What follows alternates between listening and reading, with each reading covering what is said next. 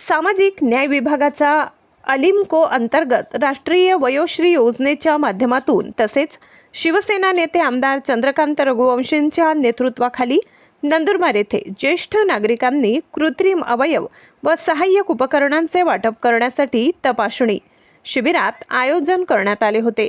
शिबिरात 1000 पेक्षा अधिक ज्येष्ठ नागरिकांची तपासणी करण्यात आली।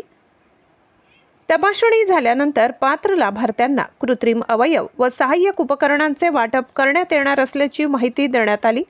नंदुरबार शहरातील यशवंत विद्यालयाच्या मैदानात सामाजिक न्याय विभागाचा एलिमको अंतर्गत राष्ट्रीय वयोश्री योजनेतून ज्येष्ठ नागरिकांसाठी सहाय्यक उपकरण मिळावेत यासाठी घेण्यात आलेल्या तपासणी शिबिराचे उद्घाटन शिवसेनेचे संपर्क प्रमुख आमदार चंद्रकांत रघुवंशी यांच्या हस्ते करण्यात आले।